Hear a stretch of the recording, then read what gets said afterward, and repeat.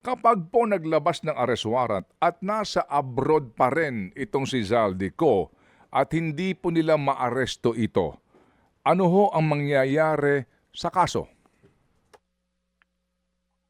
Well, nasa rules no, na tuloy pa rin ho yung kaso. Ibig sabihin, hahanapin talaga siya. Pero kung hindi ho ito may serve within a period of 6 months, pilitang i-archive muna nila yung kaso kasi hindi naman nila pwedeng i-arrange. Kasi you need the presence of the accused para pupunta dun sa next stage, yung arraignment. Kasi kailangan po yung personal presence niya doon.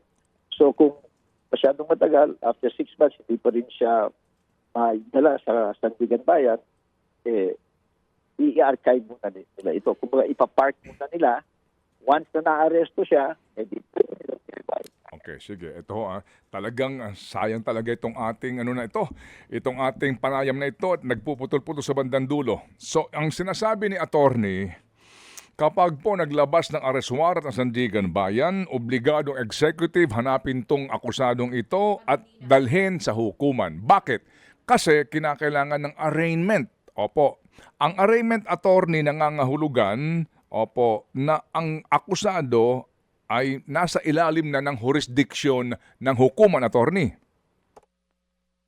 Tama ko, hindi yung pag-acquire ng jurisdiction, pag na-surrender na yung akusado sa korte, then Yes. meron na siyang jurisdiction. Yung arraignment is para basahan siya formal ng takdal at tatanungin guilty or not guilty. Yun lang po, napakasimpleng process lang yun. Okay. Sige po. So nangangahulugan po na para magkaroon ng jurisdiction ang hukuman, dapat humarap yung nasasakdal sa hukuman at basahan siya ng kaukulang sakdal para sabihin ng nasasakdal na guilty or not guilty. Yun po, attorney, ano? Oo. Okay. Kasi ang pag-acquire ng jurisdiction, to be accurate, is the moment ma-surrender sa korte yung katawan nung akusado. Okay. May jurisdiction na siya. Okay. So, Opo. siya na ang mag-uutos kung saan siya ilalagay. Okay, opo. For the court to acquire jurisdiction sa akusado, dapat munang yung akusadong ito ay maaresto at maiharap sa kanila physically. Tama ho yun. Okay. Hanggat hindi na ihaharap physically yung akusado, walang jurisdiction ang hukuman o ni hindi siya mababasahan ng sakdal o walang arraignment na mangyayari.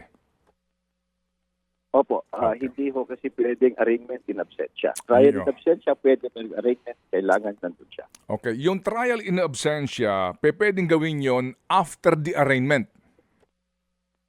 Tama ho. Okay. Kasi po, hanggat walang arraignment, hindi magsisimula yung proseso po ng paglilitis. Yung ilinaw natin, Ted, hindi magsisimula yung trial dun sa kasalanan. Pero, since ang korte meron ng jurisdiction over the case, magkaiba ho kasi jurisdiction over the case, jurisdiction over the person. So, yung jurisdiction over the person, kinakailangan mahuli siya, harap sa korte at korte magsasabi saan siya ilalagay. Okay. Pero yung kaso, hawak pa rin ng Sandigan Bayan at pwede rin mag-request ang gobyerno ng tinatawag na provisional remedies sa Sandigan Bayan. Ano po iyon? Halimbawa, yung mga preliminary attachment ng kanyang mga kayamanan. Kung may papakita nila that nag-abscond, tumatakas na, pinagbebenta na yung mga ari-arian. Kasi nga ito, plunder daw o kaya palakihang pagnanakaw. Pwede ho naman silang humingi ng preliminary attachment para tuntunin nila nasaan yung kanyang mga assets para i-hold, i-freeze ng korte para hawakan kung sakaling ma-convict siya o kaya kahit mapawalang sala sa criminal pero may civil liability. Itong mga ari-arian na ito ang Opo. pwedeng sunggaban ng gobyerno. Mga kapatid, brothers and sisters, saan ka pa? Dito na tayo sa totoo. Dito na tayo sa True FM. Mga kapatid, mag-subscribe and follow po kayo sa social media accounts ng True Network PH. Yan po kami. Hanapin nyo lang True Network PH, Facebook, Instagram, YouTube, TikTok, and podcast.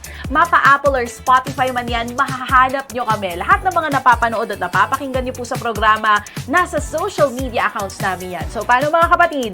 See you sa social media! Ito tayo sa totoo, tunay at tapat.